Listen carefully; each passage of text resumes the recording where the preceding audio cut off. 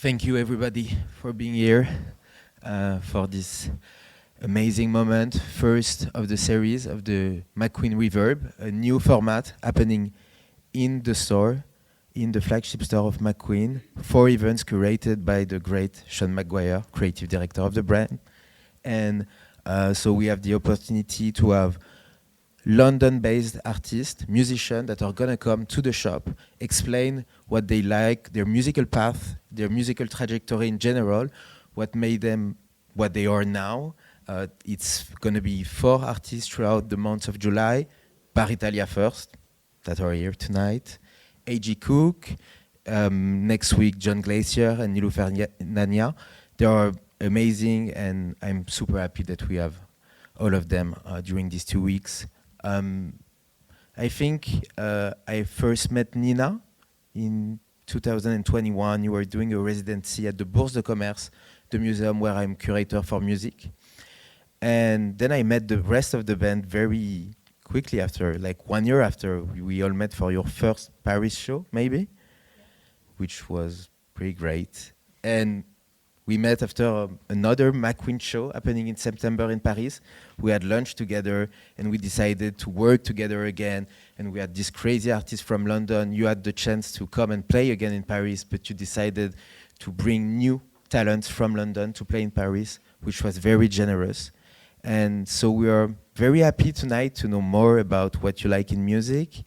And I would be happy to start with some first very basic question.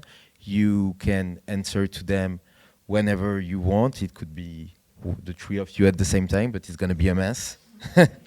Or one of you. And you can decide either to answer me or to play your record, because you came with your record.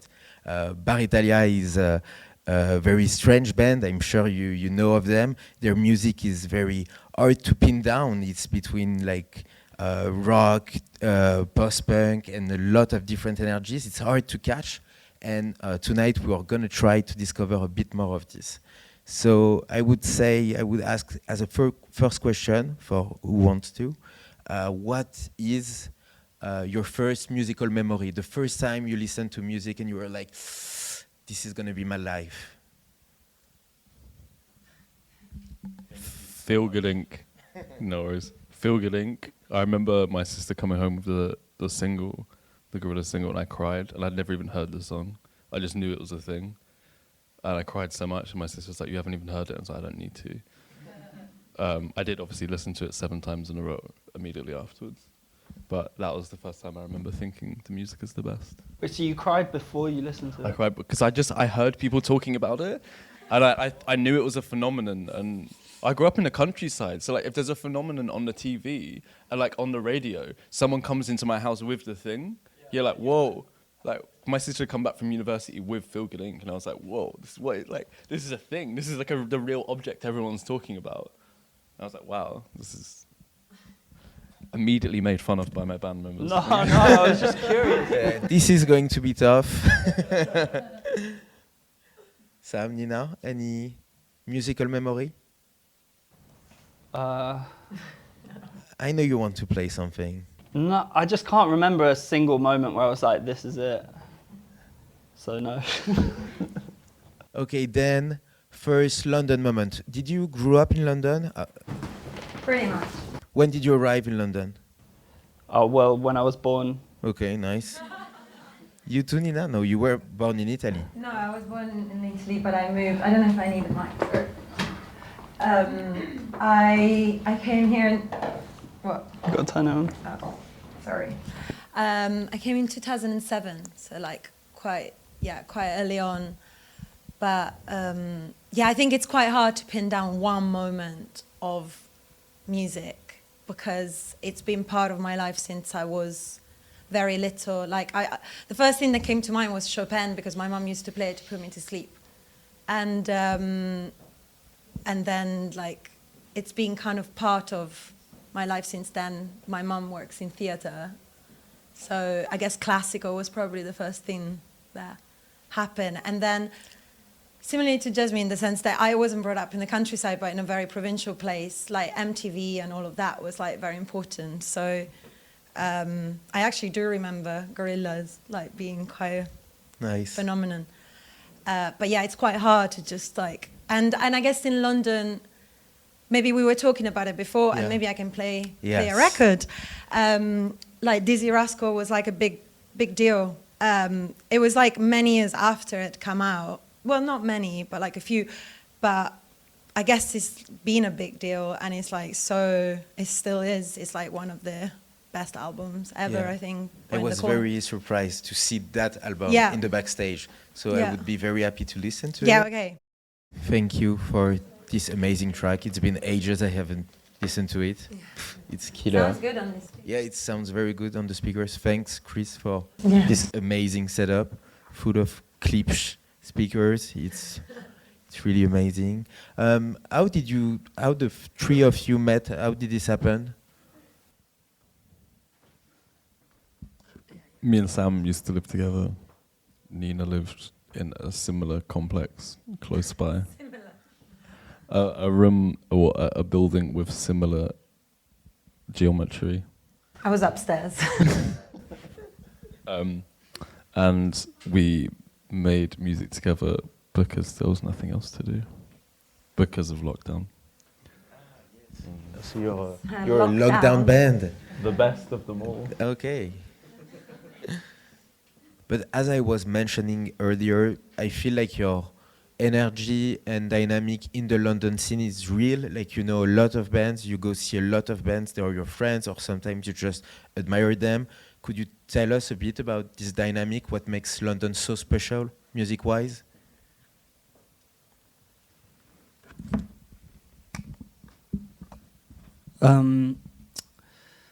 Well, a lot of our mates started bands kind of recently, or like in the last few years. But I mean, London, that's a big question, like what makes London special, but it's got a crazy musical history. But the bands now, like, I feel like a lot of the bands don't sound that obviously British, the ones in London now. But yeah, I don't know. They're all just really good. It's rare. It's a weird feeling when all your mates make music and you actually like all of it, or most of it, or yeah. Yeah. Percentage dwindling. Yeah, I don't know how to make the link between them and why London is special, but I guess there's just a kind of energy. I mean, I didn't grow up with that many bands playing in when I was younger. There weren't that many bands in London. I don't remember that. I guess there were, but not like definitely not in my social scene. Yeah. And now you feel that it's different. You have a lot more bands around you. Yeah, that makes. it's going crazy now. There's loads of bands in London now. Yeah. What are your favorite bands right now, guys? The bands that you love the most in London? Thank you, Nina. I was going to add something. I Yeah. think what makes London really special, but I think it's because I come from Italy where it's very different, is the fact that you can tap into so many different, which actually I'm getting a lot in Paris at the moment. Like Paris is very vibrant, like musically. And you can have like one day where you get into like the band thing, and then another day where you just like end up like James Messiah's night, and then another day where you like I just like the fact that there's like actually equally strong, different kind of scenes, and they're all kind of growing and expanding at the same time. But what you're referring to is like specifically, and what Sam was talking about as well is like actual bands, like kind of 5 pieces or 3 pieces with like live instrument, like guitars and bass, etc. So in relation to that, I think what's really good right now, the people that we brought to Paris, some of them, like Triage is really good. And I think everything that Orazio does is really good. And Rita P is great. And then everything that like Mal and Hal do is really good. And so there's but this is kind of like the people around you. us in a way, And actually, like James put out an EP recently that sounds great, James Messiah. And I love anything that like Lord Tusk does. Yes. And yeah, so yeah, I think, and like 5-gate tempo, like that. That's a very different vibe, for example. Great area. Grey Area, oh my God. I only forgot because I've been listening to it so much. Actually, our new record is amazing. Yeah, and like relaxing records. Yes. So like New York, the band, and like The Place as well, Yes. are great. So yeah, there's loads of... Grey Area is like a really amazing bridging the gap between like bands, and like then obviously like her production is quite electronic, or like, you know, she plays with backing track with like a video playing. Yeah. Thanks for this. A lot of new band to discover thanks to you, but that's not the records that we're going to listen to, because the band didn't bring these records. They chose other bands to make the forever battle that we know, which is Rolling Stones versus the Beatles. So who wants to start? Should we start with Beatles? Yeah. And you play Rolling Stones stuff. Okay. Even though actually a Rolling Stones over Beatles. Right? Yeah, but the record you, you chose, so Sarah's hating. I've been asked to say something about that song. It is the original fuckboy anthem. This album is the biggest ode to fuckboys ever. I think every single song is about sleeping with someone and leaving. Norwegian Wood speaks for itself. Nowhere Man, guess where? Michelle just speaks French. This song in my life is about all of the people that they have slept with. If I needed someone, the answer is no. Run for your life, guess who's running? Yeah, it's fucking brilliant. thank you so much. Sam, it's your turn now. Thank you, Sam. That was a great one, but you're gonna play another one because you're wearing a beautiful scarf. McQueen scarf, actually. And one of your vinyl, one of your selection is an artist that always wear a scarf. Oh shit, yeah, Nina said that. But can I say something about that last song first? Please do. Because if anyone's watched Slow Horses, that TV show, Mick Jagger sings the soundtrack. I don't know if he made the song for it, but I'm pretty sure he wrote the song. He's still bossing. It sounds so good. Yeah. What is it? It's a strange game. It's so good. Anyway, recommend that. What am I playing? Jimi Hendrix. Oh yeah. Yeah, it's getting a bit old man, but... Nina, you mentioned earlier that you had Italian roots with Italian family, and you told me backstage that you were a bit into Italian music these days, that you were listening to it more and more, and I think you have something for us. Yeah, well, no, I don't listen to it at all, but then I got into listen to a lot of 60s music, and then I got to Mina. Like, I don't know if anyone knows, but like she's got the best voice ever. Unfortunately, I don't have her records, so don't get excited. But then I got into a lot of like soundtrack, kind of like 60s, 70s Italian soundtrack music, because it's always very theatrical and like pompous, but also quite slapstick. And so I've got Ennio Morricone.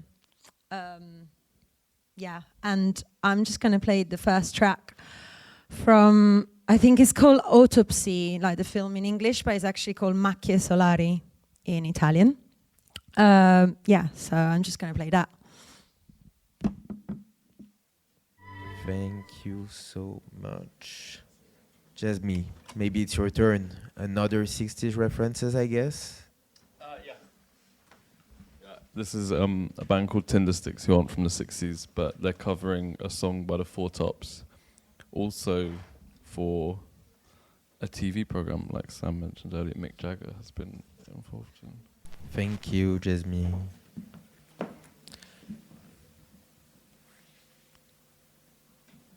Do you want to say anything about this record?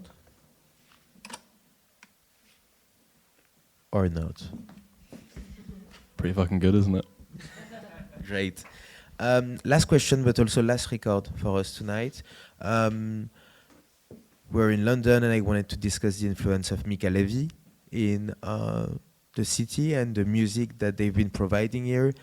I know, Nina, you have one record that I didn't know, so it's rare. So if you could tell us maybe about Mika and about this record, and that would be the last one. Well, no one really knows it's Mika's work, so maybe I just out it, because it's under a different.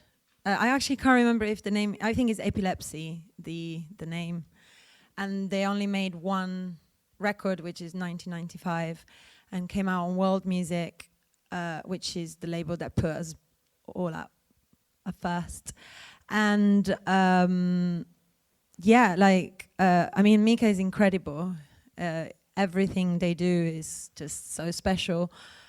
This one is like a bit of a, I guess it's like slightly a twist, like not many people know it's Mika. But then if you know them, you kind of, it kind of makes sense, circle backs. But for me, I also brought it because, well, the music is, well, no, I don't want to spoil it actually. No, you can. No, it's fine, I'll just play it.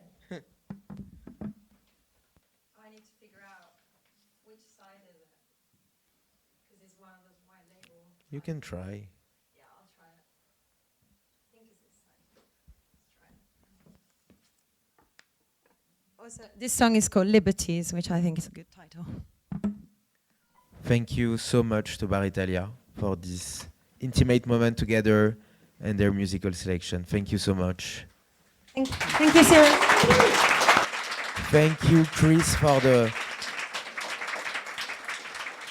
Thank you, Chris, for the wonderful sound system. It's been ages I haven't listened to that much bass. It's crazy. Thank you to the McQueen team, to Sean, to John Filippo. It's an honor and a pleasure to be there. Next one is on Thursday with A.G. Cook and Francesca Gavin. Have a great evening.